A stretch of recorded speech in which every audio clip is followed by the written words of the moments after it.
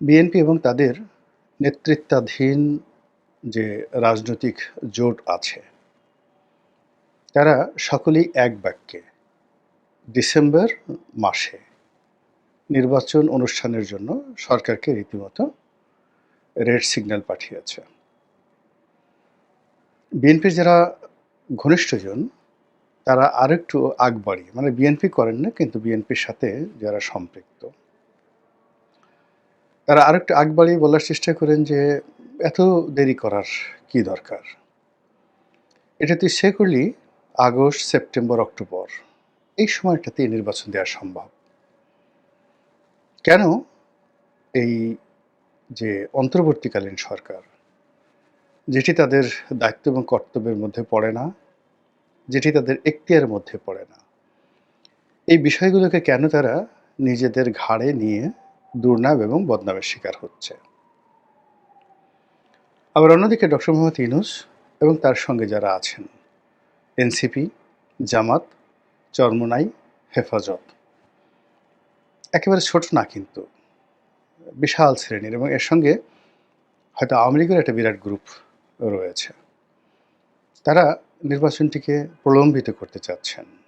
Doctor Mohammad Yunus বলছেন যে ৩০শে জুনের মধ্যে নির্বাচন হবে, কিন্তু এটাকে কেবলমাত্র একটা কথার কথা হিসেবেই ডক্টর মোহাম্মদ ইউনূসের যারা সমর্থক তারা চাচ্ছেন যে এটা কথার কথা থাকুক।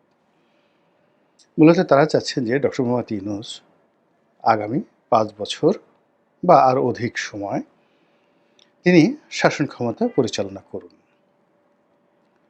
তাদের দাবি যে ডক্টর মোহাম্মদ ইউনূস আন্তর্জাতিক ব্যক্তিত্ব, তার এই বয়সে চাওয়া পাওয়া নেই, তার হাতে অনেকগুলো ম্যাজিক্যাল পাওয়ার রয়েছে এবং সেই ম্যাজিক্যাল পাওয়ার দিয়ে তিনি বিশ্ব জয় করতে পারবেন। ২ নম্বর হলো যে এই মুহূর্তে বাংলার যে ভঙ্গুর অর্থনীতি, সেক্ষেত্রে যে কোনো বিষয়ের চাইতে অর্থনৈতিক উন্নতিটা হলো আমাদের জন্য সবচাইতে একটি গুরুত্বপূর্ণ বিষয়। ডক্টর মোহাম্মদ ইউনূস তার এই আর্থিক খাতকে স্বাবলম্বী করার জন্য যে সকল মানুষজনকে বিদেশ থেকে এনেছেন, যারা পর্যবেক্ষক, তাদের বক্তব্য হলো ডিসেম্বর মাসে নির্বাচন বা জুন মাসে নির্বাচনের জন্য এই মানুষদেরকে তিনি আনেননি। কেউ আমেরিকা থেকে এসেছেন, কেউ ইংল্যান্ড থেকে এসেছেন, কেউ সিঙ্গাপুর থেকে এসেছেন, তাদের ক্যারিয়ার ছিল, চাকরি ছিল। তো তারা সবাই জানেন যে ডিসেম্বরে নির্বাচন হয়ে গেলে কিংবা জুনে নির্বাচন হয়ে গেলে তারা এই বাংলাদেশে আর জীবনে আসতে পারবেন না এই সময়ের মধ্যে।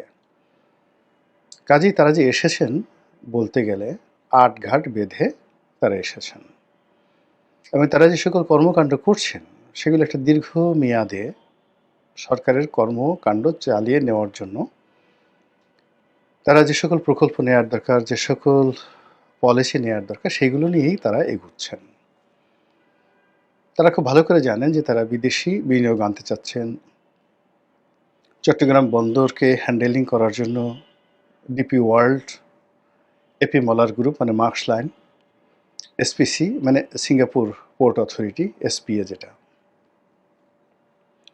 তাদেরকে দিতে চাচ্ছেন। তো এই কাজগুলো একদিনের নয় এবং এই কাজগুলো যদি মানে জুনের মধ্যে অথবা ডিসেম্বরের মধ্যে নির্বাচন হয়ে যায়, তাহলে কোনো বিনিয়োগকারী ডক্টর মোহাম্মদ ইউনূসের ডাকে সাড়া দেবেন না। তো সেই দিক থেকে ডক্টর মোহাম্মদ ইউনূস এতটা যাকে বলা হয় বেহিসাবি হয়ে পড়েননি কিংবা এতটা বাস্তব বা বাস্তব জ্ঞান বিবর্জিত হয়ে পড়েননি যে তার এই স্বল্পকালীন সরকারে বিদেশি বিনিয়োগকারীরা তার কথা মতো আসবেন আর বিনিয়োগ করবেন। তিনি খুব ভালো করে জানেন যে তিনি একটা দীর্ঘ মেয়াদে সরকারকে এগিয়ে নেওয়ার জন্য যে মাস্টার প্ল্যানে এগুচ্ছেন, আর সেই মাস্টার প্ল্যানকে এগিয়ে নেওয়ার জন্য পাইপলাইনে তার বিদেশি বিনিয়োগ লাগবে, বিদেশি বন্ধু লাগবে, আরও অনেক কিছু। এই জন্য তিনি চীন বলেন, আমেরিকা বলেন, পাকিস্তান বলেন, তাদের সবার সঙ্গে একটা যুগপৎ সম্পর্ক স্থাপন করতে চাচ্ছেন এবং সেই সম্পর্কটি হবে কৌশলগত সম্পর্ক। তিনি যদি খুব অল্প সময়ের জন্য আসতেন, ভারতের সঙ্গে তার কোনো বিরোধিতারও দরকার ছিল না, কোনো বন্ধুত্বেরও দরকার ছিল না। কিন্তু তার কথাবার্তা, তার সরকারের যে আচরণ, স্পষ্টতই মনে হচ্ছে যে বাংলাদেশ এবং ভারত এই দুটো রাষ্ট্র মুখোমুখি দাঁড়িয়ে যত একে অপরের বিরুদ্ধে খিস্তি খেউড় করবে, ততই ডক্টর মোহাম্মদ ইউনূসের সিংহাসন উজ্জ্বল হবে, সুদৃঢ় হবে এবং তার ক্ষমতা দীর্ঘায়িত হবে।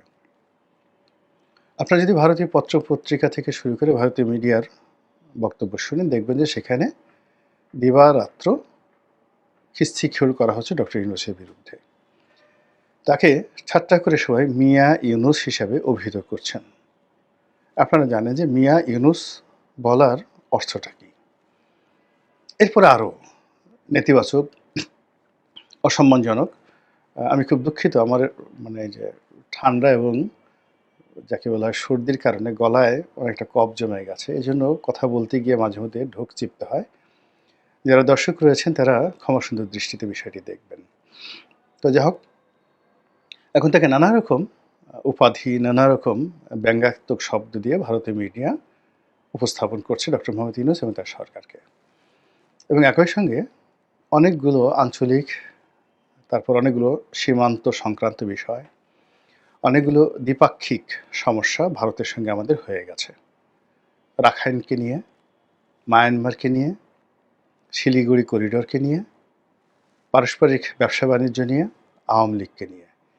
এখন এই যে সমস্যাগুলো ডক্টর মোহাম্মদ ইউনূসের সঙ্গে হয়ে গেল এবং ভারতের মতো একটা শক্তিশালী রাষ্ট্রের সঙ্গে, এটার পরিণতি আমরা সবাই বুঝি। ডক্টর ইউনূস যে বোঝেন না, এটা চিন্তা করাও একটা অপরাধ।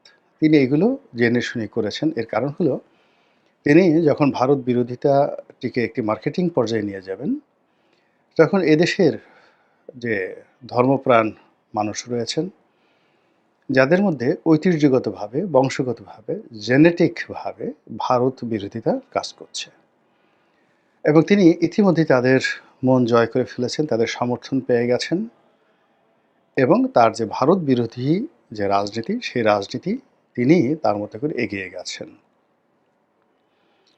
তো এই যে এত আয়োজন, এত নিবেদন, এত অনুষ্ঠান, এত শব্দ, সব কিছু শূন্য হয়ে যাবে যদি ডিসেম্বরে নির্বাচন হয় কিংবা জুনে নির্বাচন হয়। তো ডক্টর মোহাম্মদ ইউনূস এই জিনিসগুলো করছেন, এটাকে যদি আপনি কগনিজেন্সে নেন, তার অ্যাক্টিভিটিস, তার কর্মকাণ্ড, আপনি নিশ্চিত ধরতে পারেন যে জুন মাসে নির্বাচন হচ্ছে না। এখন দুটো কথা। একটি হলো, বিএনপি কেন উইদিন ডিসেম্বরের মধ্যে নির্বাচন চাচ্ছে, ইভেন নট জানুয়ারি। আবার তার এই বক্তব্য, বিএনপির এই বক্তব্য মেনে না নিয়ে এটিকে কেন একটা আনসার্টেন পিরিয়ডের মধ্যে সরকার নিয়ে যাচ্ছে, ডিসেম্বর টু জুলাই বা জুন। এর মূল কারণটা হলো যে সরকার পানি ঘোলা করে দিচ্ছে, কনফিউজড করে দিচ্ছে, পুরো রাস্তাটিকে পিচ্ছিল করে দিচ্ছে, অনির্ধারিত করে দিচ্ছে, কোনো গন্তব্য তারা ঠিক রাখেনি। এই ওই গন্তব্যের কবলে পড়ে যে রাজনৈতিক দলগুলো নির্বাচন চাচ্ছে, গণতান্ত্রিক প্রস্তুতি নিতে চাচ্ছে, তারা প্রায় প্রতিদিনই মেজারেবলি তারা ডিস্ট্রেস হচ্ছে এবং ডিস্ট্রাকশনের মধ্যে তারা চলে যাচ্ছে। তো এই যে অবস্থা, অন্যদিকে বিএনপি প্রথমে যে জিনিসটা হলো যে তারা প্রথম 2 থেকে 3 মাস বুঝতে পারেনি যে আসলে ডক্টর মোহাম্মদ ইউনূস কী করতে চাচ্ছেন। তিনি কি তাদের বন্ধু নাকি শত্রু? তিনি কি তাদের জন্য শুভার্থী, নাকি তিনি তাদেরকে একটা হ্যামিলনের বাঁশিওয়ালার মতো করে ধ্বংসের অতলান্তের দিকে তাদেরকে বাঁশি বাজিয়ে বাজিয়ে নিয়ে যাবেন? এটা তারা বুঝতে পারেনি। তারা যখন 2025 সনের জানুয়ারি ফেব্রুয়ারিতে এই জিনিসটি বুঝতে পেরেছেন, তখন বিএনপির সর্বনাশ হয়ে গেছে। সারা বাংলাদেশের চাঁদাবাজি, দখলদারিত্ব, পারস্পরিক হানাহানি, মারামারি, কাটাকাটি থেকে শুরু করে দুর্নাম এবং বদনামের সঙ্গে সঙ্গে বিএনপির শীর্ষ নেতৃত্বের মধ্যে এক ধরনের আতঙ্ক এই সময়ের মধ্যে তৈরি হয়ে গেছে। দ্বিতীয়ত, বিএনপি এই সময়ের মধ্যে বন্ধুহীন হয়ে গেছে। ফলে তাকে শক্তি প্রদর্শন থেকে শুরু করে জিত প্রদর্শন থেকে শুরু করে একটা টাইম লাইন দিয়ে তার কর্মী এবং সমর্থকদের নিকট নিজেদের আধিপত্য বিস্তার করা ছাড়া কোনো উপায় নেই। এবং এজন্যই তারা এই ডিসেম্বরকে ডেডলাইন হিসেবে তারা বলে দিয়েছে। এখন সমস্যাটা হলো যে বাংলাদেশের যে সার্বিক অবস্থা যদি এভাবে চলতে থাকে, তাহলে কোনো অবস্থাতেই নির্বাচন ডিসেম্বরেও সম্ভব নয়, জুনেও সম্ভব নয়। কোনো নির্বাচনই সম্ভব নয়। এখন যা কিছু চলছে এতে অরাজকতা চলছে, অরাজকতা বাড়বে। অর্থনৈতিক দুরবস্থা চলছে, এটা আরও বাড়বে। এমনকি যদি দুর্ভিক্ষ হয়ে যায়, তাও অস্বাভাবিক কিছু নয়। এর মধ্যে একাধিকবার সরকারের পরিবর্তন হতে পারে, উপদেষ্টা পরিষদের পরিবর্তন হতে পারে, ইউনূস সাহেবের পরিবর্তে অন্য কেউ আসতে পারে প্রধান উপদেষ্টা রূপে। এমনকি রাষ্ট্রপতি চলে যেতে পারে, নতুন রাষ্ট্রপতি আসতে পারে, সেনাপ্রধানের পদে নতুন কেউ আসতে পারে। নানা রকম সমীকরণ কিন্তু চলছে। এই যে আনসার্টেনিটি, এই আনসার্টেনিটির মধ্যে সব কিছু সম্ভব, কিন্তু নির্বাচন সম্ভব নয়। এখানে খুন খারাপি থেকে শুরু করে চুরি ডাকাতি, রাহাজানি, মব সন্ত্রাস সব কিছু সম্ভব, কিন্তু নির্বাচন সম্ভব নয়। তো নির্বাচন সম্ভব নয়, তো সেই অবস্থার প্রেক্ষিতে বিএনপি কেন জেদ ধরছে যে ডিসেম্বরে নির্বাচন লাগবে, আর উনি কেন এটাকে টেনে জুন পর্যন্ত নিতে চাচ্ছেন? কেন দুটোটাই মানে দুটো ডেডলাইনই ফাঁকা, বোগাস, অবাস্তব। এখন বাংলাদেশের যে সামাজিক অবস্থা, কোনো একটা জায়গাতে নির্বাচন হবে, থানা পুলিশ সেই ব্যালট বাক্স পাহারা দিবে, ম্যাজিস্ট্রেট দায়িত্ব পালন করবে, ডিসি সাহেব সেখানে গিয়ে রিটার্নিং অফিসার হিসেবে সবার উপর কর্তৃত্ব ফলাবেন, ম্যাজিস্ট্রেট সঙ্গে সঙ্গে জেল জরিমানা করে দিবেন। যেখানে প্রকাশ্য দিবালোকে রংপুরের মতো জায়গাতে, মানে বাংলাদেশের টুঙ্গিপাড়া, বগুড়া, রংপুর, মানে এটা ৩টা রাজনৈতিক দলের জন্য এটি বলতে গেলে কৌশলগত একটা এলাকা। বগুড়াতে শহীদ প্রেসিডেন্ট জিয়াউর রহমানের জন্মভূমি, ফলে ওখানে বিএনপির মানে কোনো নেতার বাড়ি ভাঙা চারটিখানি কথা নয়। রংপুরের বিস্তীর্ণ এলাকা, বৃহত্তর রংপুর বিভাগ ইনক্লুডিং গাইবান্ধা এলাকাতে জাতীয় পার্টির ব্রুট মেজরিটি। এখানে জিএম কাদেরের বাড়ি ভাঙা, এরশাদ সাহেবের বাড়ি ভাঙা চারটিখানি কথা নয়। গোপালগঞ্জে শেখ হাসিনার বাড়ি ভাঙা এত সোজা ব্যাপার নয়।